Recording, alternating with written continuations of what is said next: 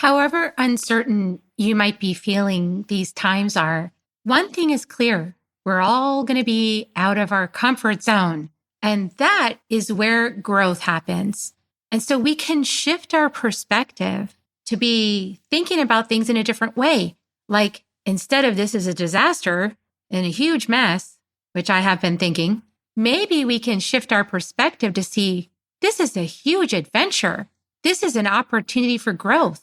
Well, today's guest, Matt Rigsby, is the author of Don't Fight It, Just Ride It. And Matt has some great wisdom to share with us today. Join us to find out more. Soul Nectar Show, the Soul Nectar Show. You're invited, delighted to discover who you are.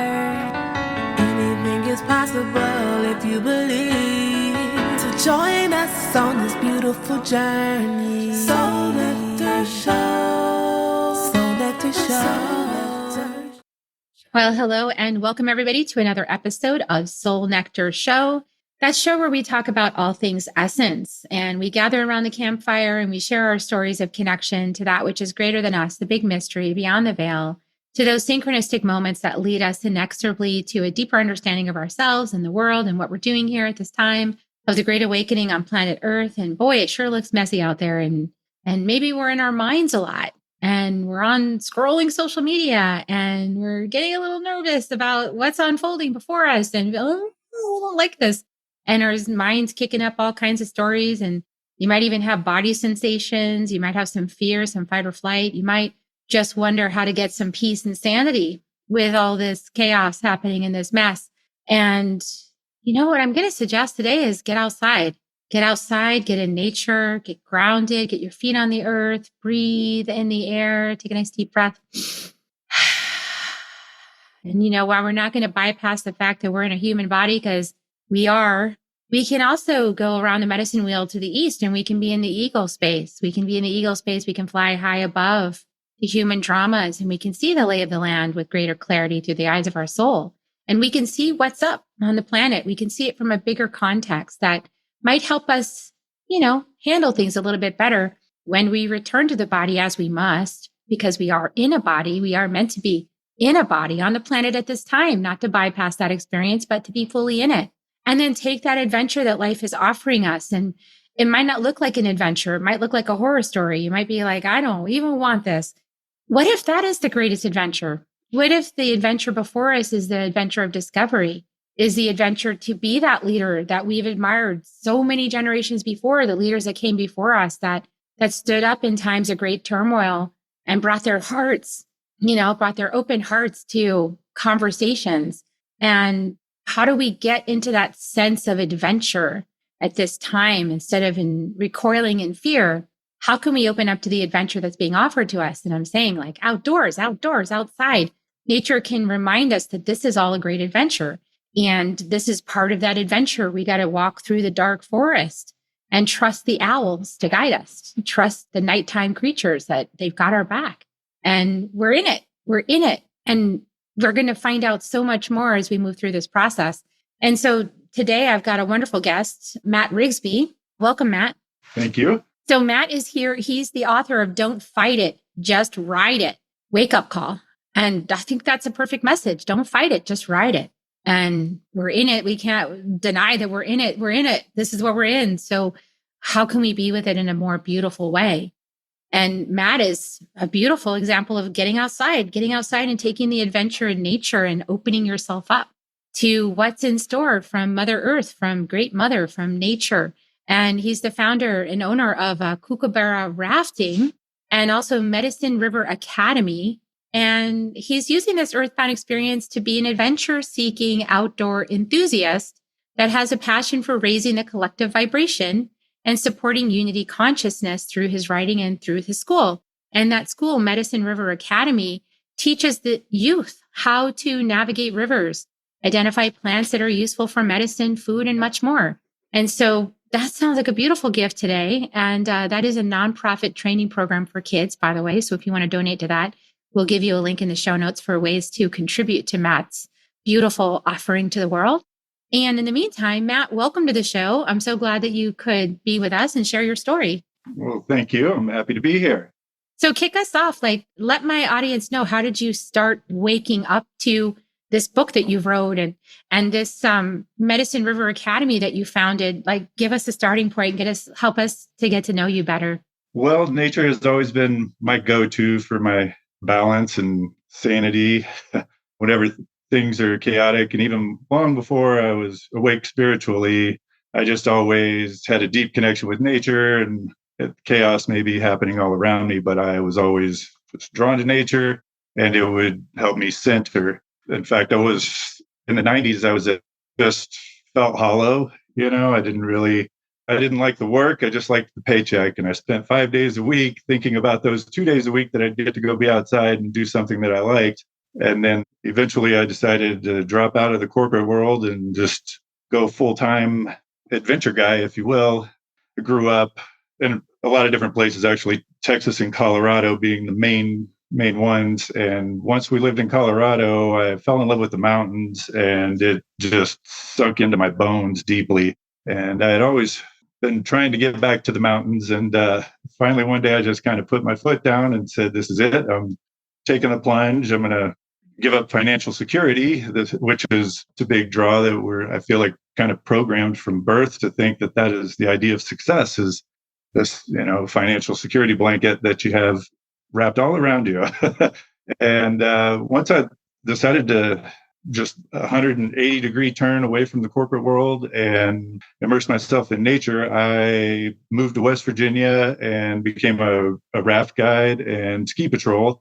So I just got to be outside all the time, and a significant pay cut. But I kept reminding myself, like, if I was a millionaire or a billionaire, what would I do with my time? I'd still go skiing all winter and boating all summer and mountain biking and rock climbing and just, being in nature. So that was kind of where it was almost a rebirth at that point, a reincarnation of sorts. And there were a lot of struggles and things, most of it was financial and a lot of second guessing, that process also, well, there's a lot of stuff that's in my book that will explain the whole process, but I had to get a divorce to make that happen, and some other huge life changes that definitely caused a lot of second guessing. Yeah, that's powerful. I love what you shared about just the rebirth out of the matrix, out of that 9 to 5 and that chasing money and that the ideology that we're born with, that this is what success looks like. But then it starts to drain your soul, and you're not happy anymore. And then as soon as you make that shift and you decide, I'm going to go for what my heart's calling me to. I love that you said, what would I do if I was a billionaire and I had all the money in the world? I would go do this. And so, yeah, like giving yourself that feeling of havingness. And then from the place of havingness, taking those actions that you would take from a place of havingness is like brilliant. I love that you did that. And so along the way, I'm sure that you started getting reaffirmations, right? Like things that were for you in this new life and things that were not going to be part of your new life, like you said, with the divorce.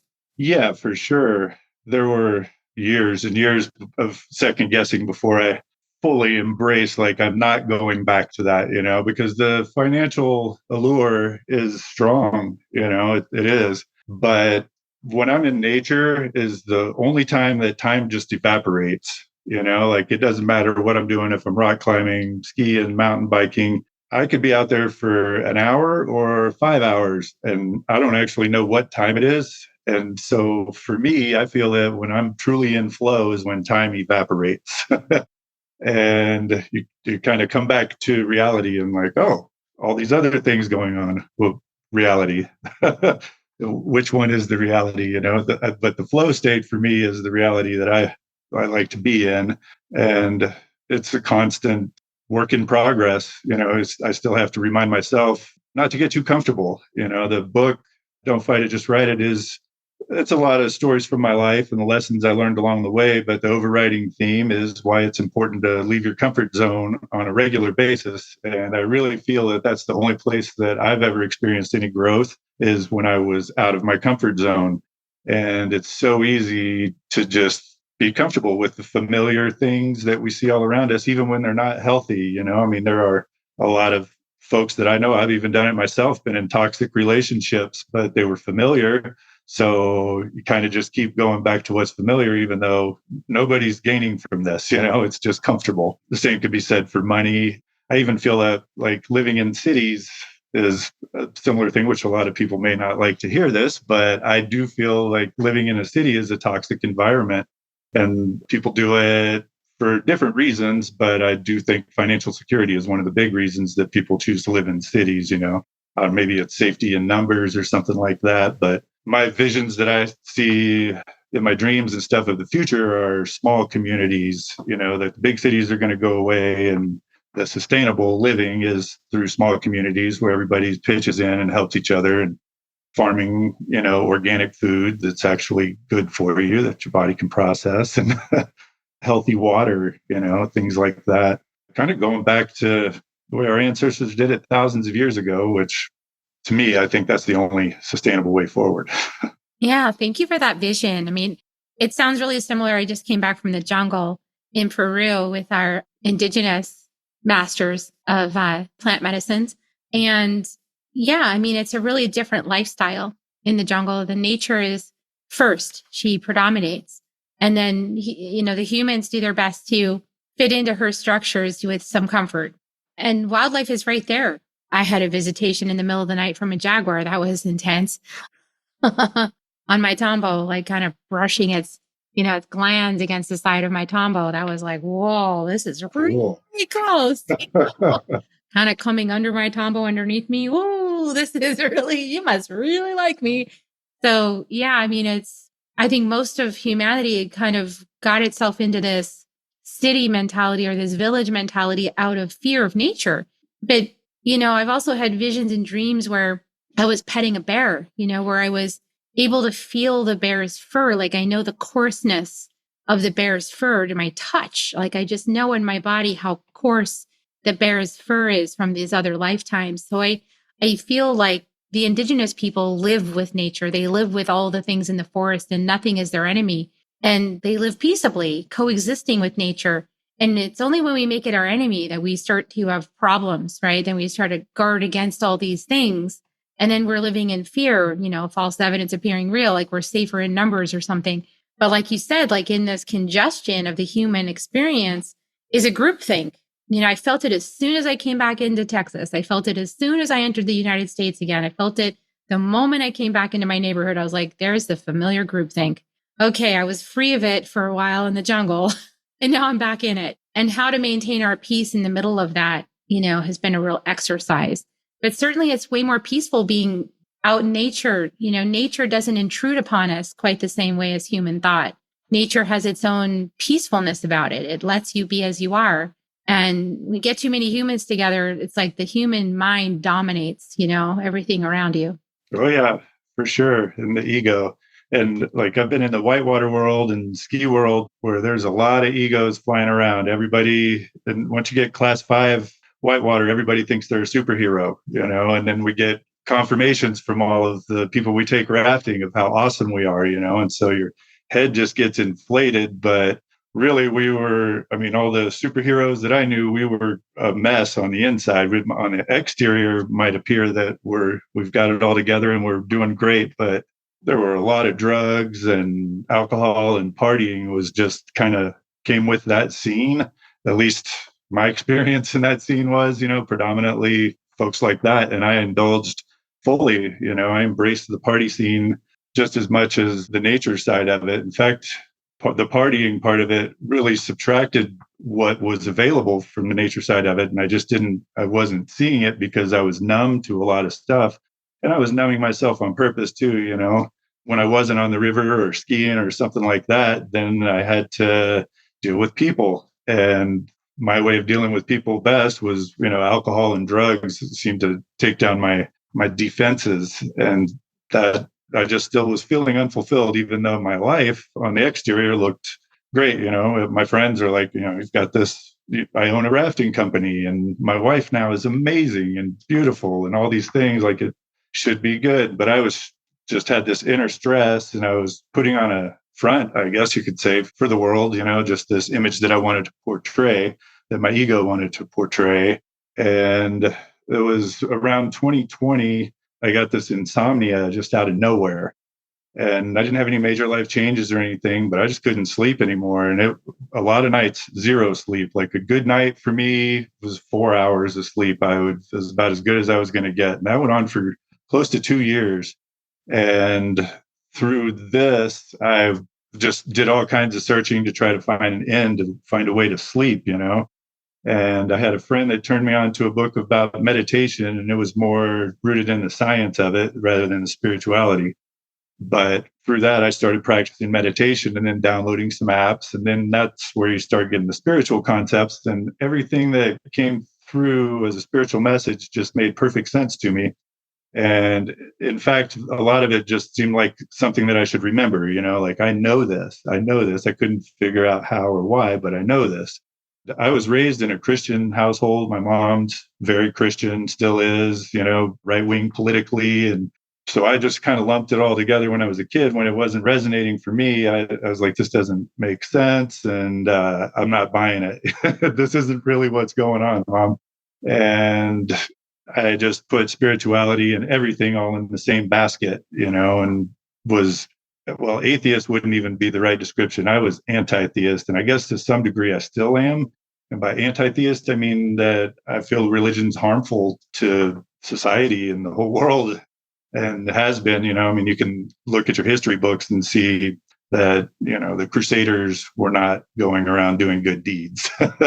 So, yeah, I was just kind of planning on doing this existence and then just going back into the dirt. And these spiritual concepts coming through my meditation just were undeniable, though. And it just had this super strong pull. And then I had this fascination for these ancient structures all over the world. And I know now that it's because I probably helped build some of these things. But I had such an interest. In 2022, I went to Greece and went to Delphi and looked at some of the amazing stuff there. And Greece as a whole is probably my favorite place on the planet. It just feels like home there. And then I also went to Peru later in 2022 and went around to a bunch of the ancient structures there that they call ruins, but they're still using them. So I don't think they're ruins. A lot of them still are very significant places for, the folks that they're using them today. Yeah. It's really interesting when we go to those ancient locations that there's something that happens in our bodies. It's actually like we're pulled to be there. That's really the shift, right? So like what you've just been describing is like being raised with the notion that one could understand God, source, creator with one's mind, and then to shift into no mind meditation, working to just allow it to flow through without grabbing onto any thought, right? So learning how to become still and empty, and then following that guidance that comes through, that quiet voice, to place yourself physically in certain locations that unlock mysteries for you. So you've just described the shift from literal religion into mystical, spiritual journey, basically in one 5-minute segment.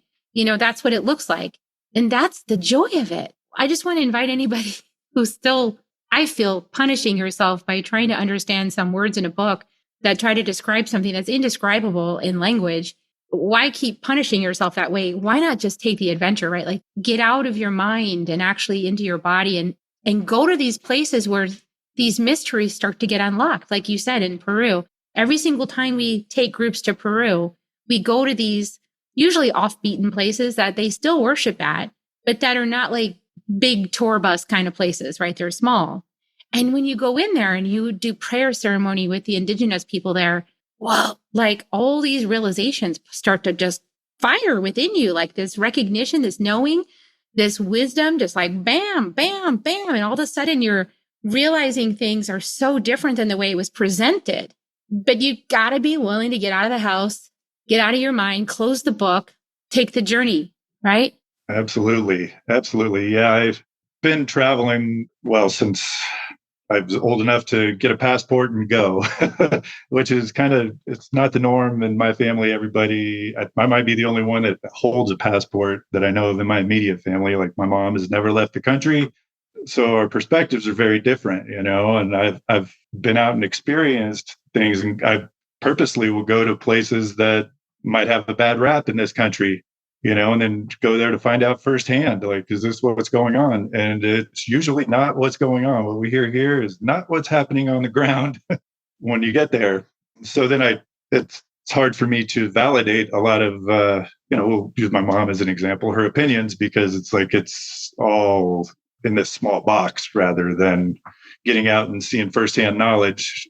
Your whole experience is what you're hearing from someone else. And who knows what their intentions are when they're telling you this, how much of it's true, how much of it is not true. It will challenge your worldview. I mean, like, I remember many times that I've taken groups to Peru, where we've even at Machu Picchu, which is a pretty famous place to go. So a lot of people go there, even if they're not on a spiritual journey, they kind of feel called to Machu Picchu and go, just for historical perspective or just to go there because it's one of the, 8 wonders of the world or whatever. So I want to go to that place, gets us on my bucket list. And it's like, okay, but then I usually work to get an indigenous guide, because then that person's going to start telling them the stuff that they don't hear. Like, oh, by the way, there's still an office of the Inquisition in Peru that's here to get rid of all indigenous people and teachings. Oh, that's still here in Peru. The last office of that crusade is still here. Stuff like that you learn, that you go, wow, that stuff is real. I just thought it was in a book, or I just thought it ended up this way, or I didn't learn that in school because all those books were banned. And you start to realize like how curated your existence has been, so that you won't realize, complicity with basically oppressing people. And when you realize that as a Western person of any, I don't care what color you are, as you realize that as a Western person, it's shocking. It's like, wow. And then it's also like kind of enlightening. It's like, wow, these people survived all this. They kept their culture going, even though this oppression was happening, and something protected them. And what's that something? I think it's great spirit. Absolutely. Yeah, for sure. It's whenever there's not a materialistic society, it's a lot easier, I feel like, to have that connection too, because you don't look towards things to, find your satisfaction and to make you complete, if you will. Yeah. And so I'll back up a little bit to back to 2022 through, a lot of traveling, and some of what we did that year was getting some sailing experience. My wife and I are planning to move on to a sailboat, but in 2022, going into the year, at the beginning of the year, we put everything up for sale. The rafting company was going to go away. And then we were going to move on to a boat and just travel around the world. And with crazy politics and pandemics and just all the chaos that this seems to be the center, the core of in this country, we thought, well, we'll just go out and wander around, sail the seas until we find some place that we feel like settling down, and that'll be that. And then put everything up for sale. That was the plan. Then 2023 happened, and we also had a gear store in town that was not attached to the rafting company, different name. You wouldn't even know that we were affiliated. It was summer solstice. So yeah, I walked into my gear store, and there were a few people milling around in there. And one woman walks directly over to me as soon as I walk in and tells me, "Hi, my name is Cindy, and I'm a Shoshone shaman."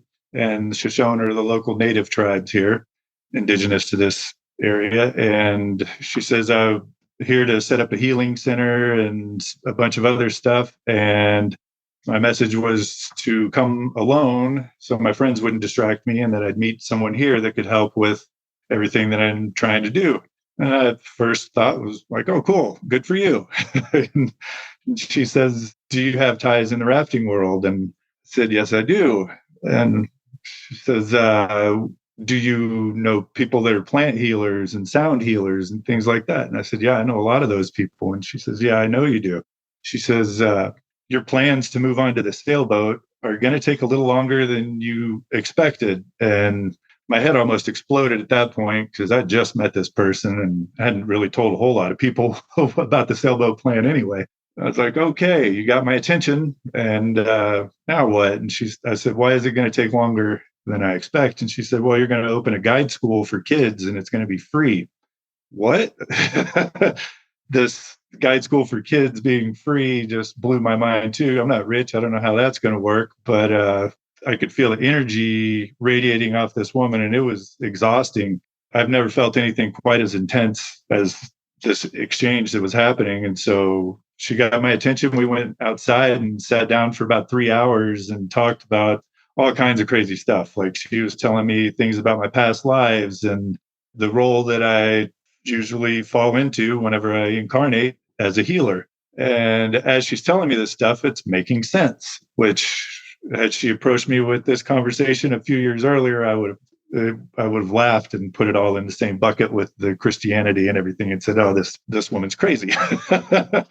And I knew she wasn't crazy, though. Just somehow intuitively, I just knew that she's right. And so now we had at that point we decided we'll take everything off of the market, and I had to keep the rafting company because the outfitter's license is essential for me to be able to run the guide school. And if I sell the rafting company, then the outfitter's license goes away. So we took everything off the market. I started a nonprofit last winter. Along with that, so I had quit doing drugs and cut way down on drinking prior to meeting her. But it was somewhere around, so this was June 21st last year. I remember that because 621 is 9, which was summer solstice. By July, I realized that even having 2 beers was bringing my vibrations down, and I just cut it out completely and started feeling great all the time. And that's when intuition and a bunch of other gifts started coming online. I've always enjoyed writing and felt like I was supposed to be writing, books and poems and stories is something that I've always dabbled in, we'll say. So fast forward to November of last year, as my gifts are coming online, I was in meditation one day, and I love to give gratitude to everything and everyone when I'm meditating or not. And I asked in meditation if any of my guides would like to give me their name so that I could give them gratitude by name. And this name Rufus came through crystal clear. I don't know anybody named Rufus. And so I knew it wasn't my own self chatter.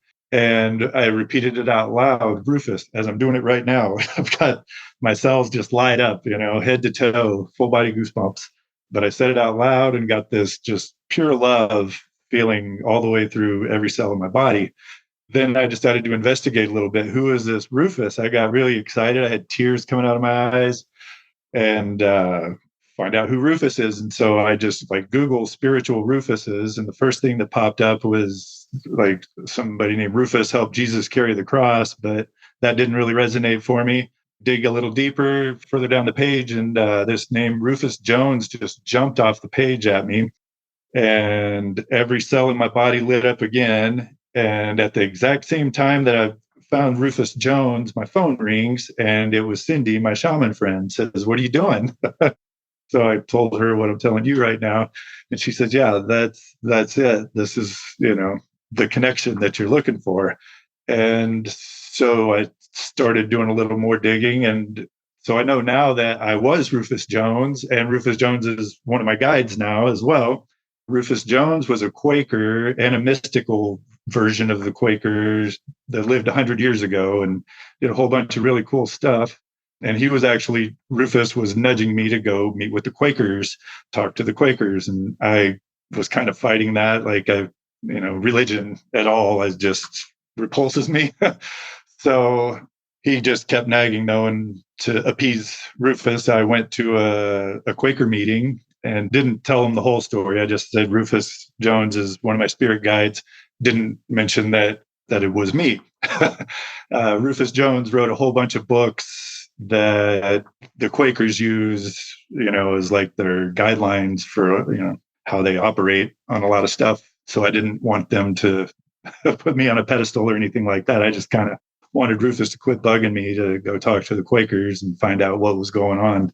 And there's an organization called the AFSC, which is the American Friends Service Committee. And they're still in operation today. That's an organization that Rufus Jones and some other folks set up 100 years ago, back in the 1920s. And they would go into war-torn places and set up the whole facilities like hospitals and education programs, teach them how to be carpenters, bricklayers, have makeshift maternity wards, and everything that you're going to need to, rebuild a society. but like in France before the invasion, and had everything set up so that they knew where the refugees were going to end up. And when they would have a safe haven when they got there. And they're still doing this work to this day. They're actually over in Gaza right now doing this work, which is pretty awesome. There's not a lot of things that are still around from 100 years ago. But I went to the Quaker meeting and didn't really, I don't know what the takeaway was supposed to be for me there. I ended up giving them kind of a clinic on spirituality, I guess, while I was there. And it started with an hour discussion on a topic, is what they just picked some random topic, I guess, and then speak on it for half an hour. The presenter speaks for half an hour, and then go around the room and everybody discusses what their take is on that topic. And so the topic was the atrocities that happened to all the natives from this area, from the colonizers, which I tend to call the colonizers. And anyway, they went into great detail about all the stuff that happened to the natives back then. And then they went around the room and talked about it, and each person went into more detail about it. And when it got to my turn, now I'm in a room with a bunch of 60 to 80-year-old women. I was the only guy in there, and felt like I might be outgunned or something like that, getting judged, how the ego likes to work. And when it got to my turn to speak, though, I just said, you're giving energy to this negative stuff by talking about it in such great detail. And I'm surprised that y'all don't know this already, but you shouldn't, give, not just giving it energy, but you're giving it your energy and perpetuating, these atrocities that we all know existed. We don't need to keep reliving it and keep giving it energy, because this stuff, they're still being oppressed to this day. The natives are. So I left that meeting just kind of wondering what was happening, why Rufus wanted me to go there. But I think that I just got confirmation. I was like, I think he wanted me to kind of give them some tutelage about some universal laws, which I accomplished that. So hopefully they're not giving their energy to things that they don't want to perpetuate. And then I got to come back and go to work on a bunch of other stuff. After meeting Rufus, then I started channeling, and I can sit down and get quiet, raise my vibration, and pretty much channel whoever I call on. The Pleiadian Council has been kind of my go-to for a lot of stuff. I feel deep connection with them. And now everything is just unfolding at warp speed and aligning perfectly. November is also when I decided I was going to write this book. And the book is a bunch of stories from my life. And I mentioned that, the overlying theme as to why it's important to leave our comfort zones. But I also wrote it in a way that introduces spiritual concepts to people that might not ever pick up a book about spirituality, but they'll pick up a book that has a bunch of fun stories about adventures. And these adventure stories are very untraditional. I think anyone that reads it will find it to be a page turner. But my hope is that it will gently wake people up and introduce spiritual concepts in a way that aren't esoteric. It should be relatable, because that's what works for me, is something that's relatable that I can sink my teeth into. The esoteric stuff, now I'm drawn to that, but initially that would have turned me away from any of the truths that are out there. And so I think everybody deserves the truth, and we all, there's a different voice that we're willing to listen to. I've heard people talk about the stuff that I'm talking about, and I didn't get it when they were talking about it, but it's just a matter of who's giving the message, how it's being delivered, and certain people will receive it and others won't. Yeah, I really appreciate everything you're saying about, using a different avenue for people to start to wake up their consciousness, and otherwise called meeting people where they're at. And, I want to back up to your conversation with the Quaker women. And what I really appreciate about what they're doing is that they're actually practicing some accountability, and accountability, I think, is a beautiful thing. When people are willing to become accountable to participation in systems of oppression, whether or not we intended to do that, right? So it's not a matter of intent. It's a matter of participation and just realizing that you were participating in it, I think is really important. But then to actually decide to change it. So I appreciate your comments about not continuing to create these paradigms. And also, I think there's a balance. And this is this is a great tool I got from my mentors, which is that we can acknowledge what's happened up until now by saying this and this and this and this and this has happened up until now. And then we can transition it into what we want. And now I'm in the process. And we can always be in the process of anything. So now I'm in the process of creating a more equitable world. Now I'm in the process of respecting people and watching, to make sure that I'm aware of how my impact in the world. I'm in the process of listening to other people to hear their perspectives, and not assuming that everyone's experiencing life the same way as I am. I'm in the process of learning about how this country was experienced by other people that don't look like me. So I think we can, transition that conversation. So I think I love about what they're doing is they're actually exploring it and looking at it, right? They're actually becoming accountable to it. They're dredging that shadow up from the dark, from the depths. But some way to transition it, I think, is really important into, well, what are you going to do with all that? Are you just going to sit and stew on it? Or are you actually going to transform it? Because that's the next piece. We need to actually transform it. For sure. Yeah. And so I've always tried to be a man of action, not just words. And I've spent a lot of time in circles with people that have a lot of good ideas, and then we just sit around and then they just remain ideas and nobody really seems to take action. And that action requires you to step out of your comfort zone because that action is frequently something that's unknown and maybe it has never been done. We all know it needs to be done, but nobody's doing it yet. Who's going to take that first step, right? And so the school, actually, this will lead me into that, which is me taking action. The school that I've started is called the Medicine River Academy. And the Shoshone from this area used to, my rafting company is on the Salmon River, is the white man's name for it. The Shoshone used to call this the Medicine River. And I do believe all rivers are medicine, but this one is potent, very potent medicine for this river. And then we're doing a lot of stuff to honor the native traditions. We're teaching about plant medicines and how, whether they're useful. You can make a hat, you can have sunscreen, you can fix your headache or paint your skin, do whatever, all the different things that we could do with the plants that are all around us. So doing drum circles in the evening, for an hour, we just sit down and jam out. Like, it doesn't matter if you think you're good or not, just make noise. And it always turns into music, something beautiful happening right there that was unexpected, being created out of nothing. And it's definitely taken me out of my comfort zone doing this school. No doubt. Yeah, I don't know anything about being a nonprofit. I don't know anything there's a lot of unknowns here, a long list of them. And I'm just taking little steps, one after another. In August, was when we did our first course. And fundraising has been a little bit slow going because I don't know anything about being a nonprofit. I don't know anything about fundraising as well. And so we just we did get some funding and had enough to do a small course. So we put that together in August, made that happen. And now I was trying to figure out how to raise funds over the winter and how can I want to focus all my efforts next summer on the school rather than the rafting company. And the week that we did our course, so I had taken everything off of the market back in 2023 and didn't get any calls for over a year about buying the rafting company. The week that we did our course, I got 3 phone calls from 3 different people asking to buy the rafting company. And to me, I'm like, okay, the universe is trying to tell me something here. But if I sell the business, I won't have the outfitter's license, can't do the school. And I got a real clear message that sell it to someone who will share the outfitter's license with you. Okay. So the first 2 people I called were not going to be those people.